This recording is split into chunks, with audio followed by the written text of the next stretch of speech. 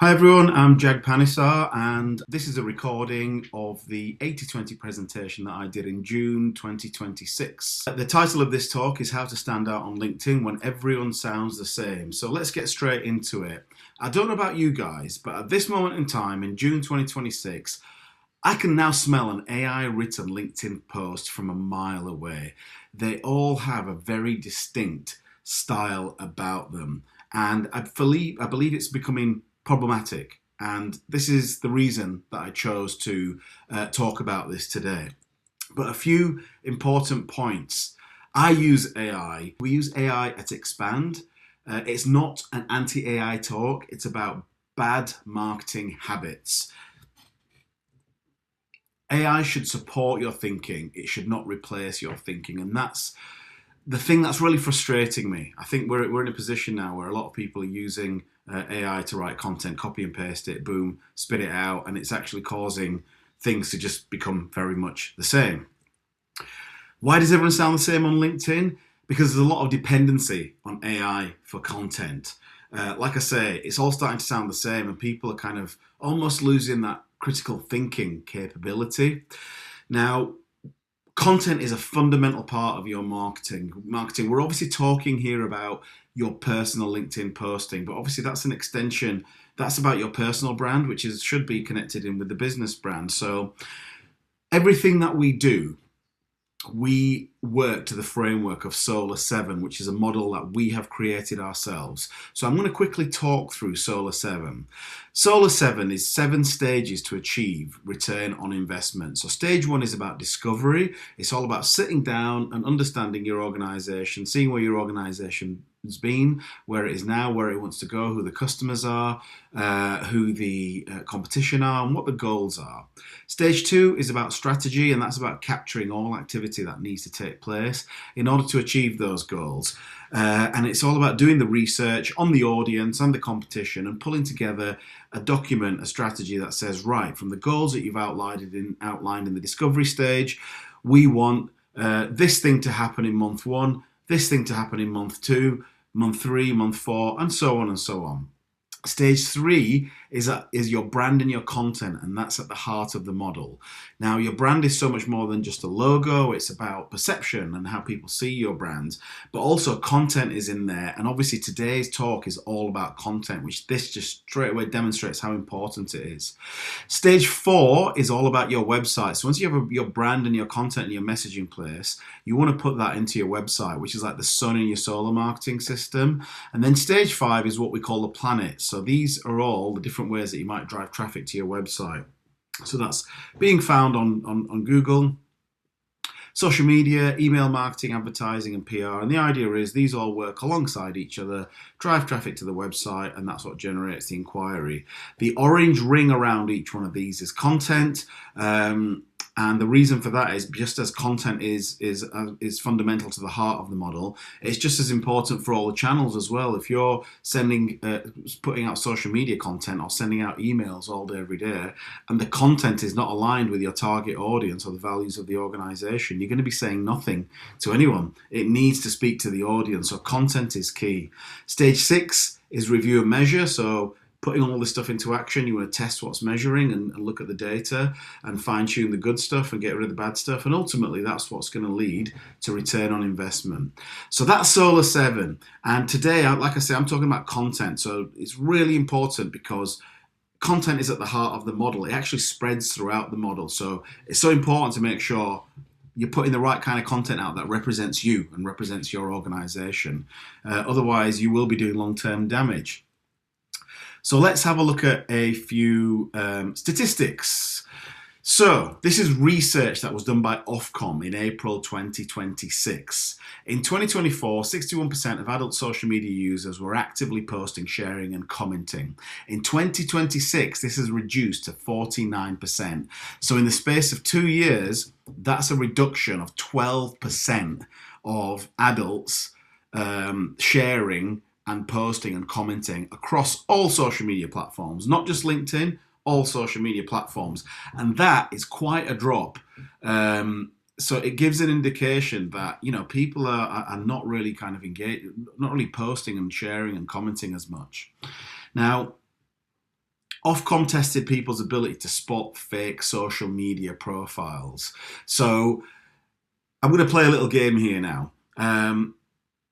Of the 16 to 24, if the 16 to 24 year olds, what percentage would you say succeeded in spotting a fake social media profile? If you want to guess, I'll give it a few seconds.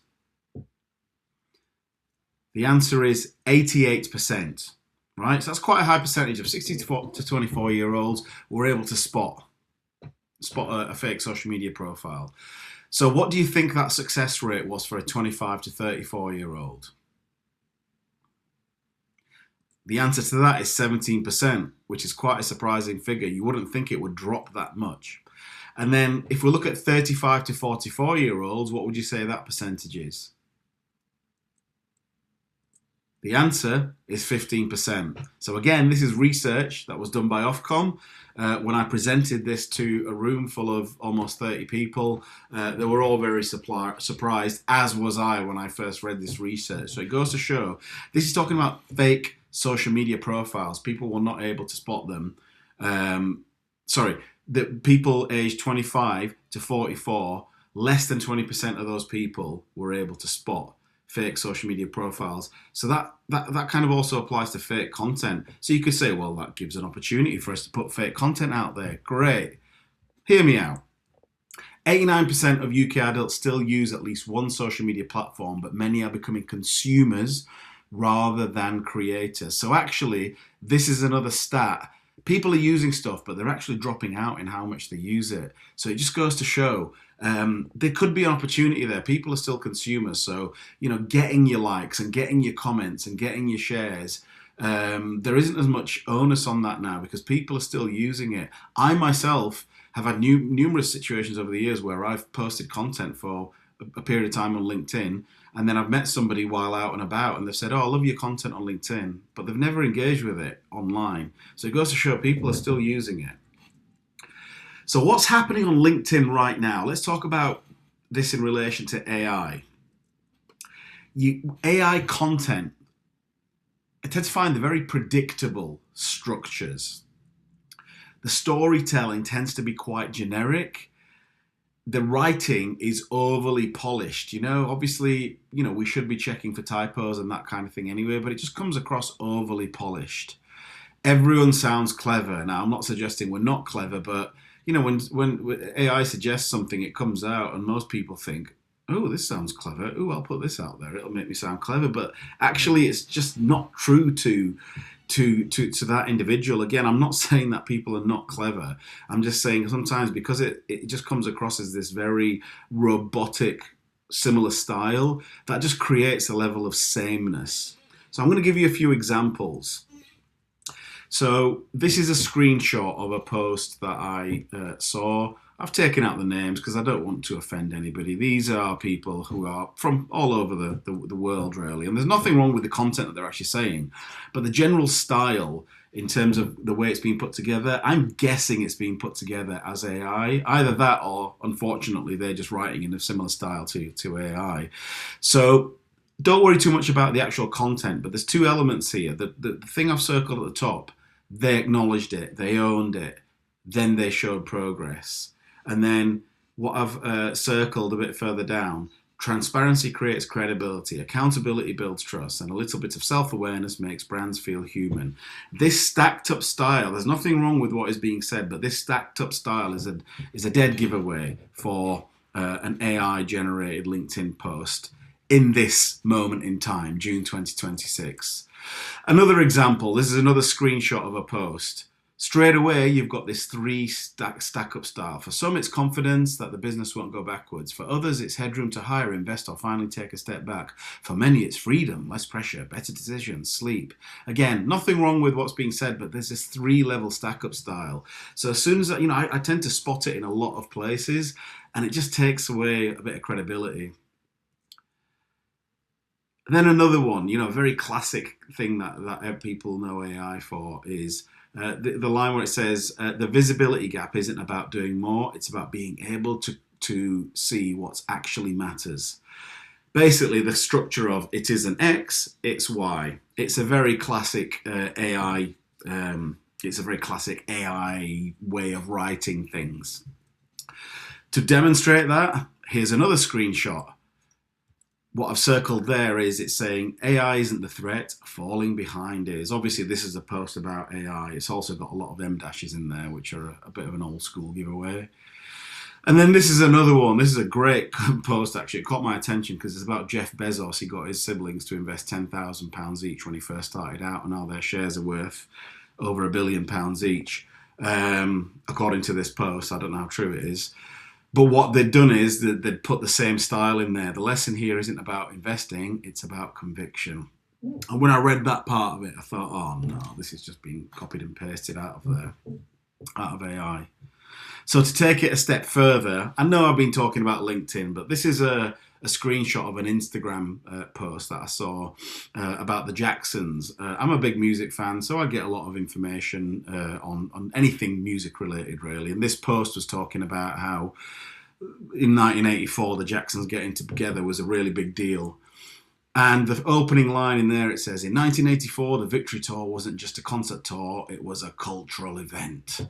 So again, it's spreading not just on LinkedIn, across everywhere. And to take it a step further, what you're seeing here on the right is actually a post that I put out myself in January 2026. This is a screenshot of an Instagram post, and it was basically an event, just a bit of video for an event that I was speaking at, and I was looking for ideas from AI on the kind of things to put out, and it came up with the kind of the strap line or the content of most business owners don't need more content, they need clearer direction. And I thought, this is brilliant, I'm going to use it. And then after that, I started spotting this stacking, this kind of it isn't X, it's Y style everywhere. And I'm not saying I was one of the first to do it, but I'm just demonstrating that, I've done this myself. I've taken content directly from AI and put it in and mixed it up a little bit. But actually, I fall into the same trap as well, which again is why it's important, for me to. It's important to me to do this talk and highlight, the traps we can fall into, which is why we're losing that. It's easy to copy and paste something, but actually, if we just get the content and create the content ourselves and put it out, it's going to help keep us unique. So why is this damaging our brands? If we continue doing all the things that I've just mentioned, number one, the more posts that sound the same, the less engagement they get, the less dwell time they get, the less LinkedIn will prioritize them, the more time you're wasting. For those of you who don't know, I've highlighted dwell time. Dwell time is it's something on LinkedIn. It measures basically if more people are stopping on your post and reading it, or looking at the picture or watching the video, LinkedIn will see that as it being popular, and the more it does, the more it will open the floodgates for other people to see it. Number two, you might think you're saving time by using AI, but if the content isn't saying very much, you're wasting time. It's better to post less content that's well thought out rather than posting robotic content every day. So less is more if the quality is there, basically. Number three, it's probably making you lazy. You're settling for average rather than putting out strong content that gets good engagement and gets people thinking. So, it's just contributing towards us losing that critical thinking skill. And then number four, it's making you look lazy. It might not be just making you lazy, it's also making you look lazy. For those of you that can spot that you're using AI, think of the message it gives to them. The people who are able to spot it, it just says to you, oh, this person's been lazy and used AI. Number five, well, it's better to post something rather than nothing at all. Well, you're getting a robot to talk for you online. Would you get a robot to talk for you in real life? It's taking away that kind of that human element. So here are 4 practical ways to use AI for your content. So start with you, not the AI. Your thinking is what makes your content different. Start with your own ideas, experiences, and opinions. A little tip, get into the habit of making notes on your phone when you have an idea. I have a Google Keep app document. I also have the notes file, and as and when ideas come to me, I will just jot them down. And sometimes I've almost copied and pasted something that's come to me that I've put in my phone as an idea. I've almost copied and pasted it directly, and that content has performed really well because it's something that's coming from me, from my mind on the spot, and it comes across as me.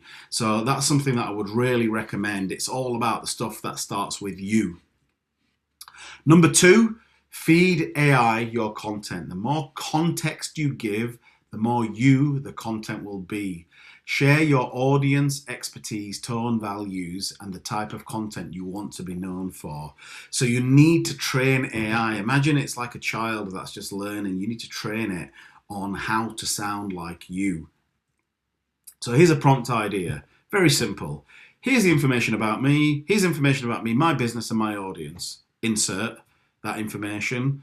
Write in my voice and speak to my audience. So straight away, it's just simple as that. But obviously, you've got to do the homework. You've got to have your audience information, your expertise, and your tones and values. So number 3, use your voice as reference. So what you want to do is you want to train it and paste a few of your past LinkedIn posts, of course, ones that are written by you, and ask AI to analyze your tone, style, and writing patterns. It will learn if you ask it to do that and give it those prompts. So here's a prompt idea. Analyze the following post and identify my tone, style, and key themes so you can write in a similar way. Once you've done that, then create a first draft, not the final post. Let AI generate a draft, then make it you. Add your stories, opinions, humor, and personality. Stories and opinions are so powerful.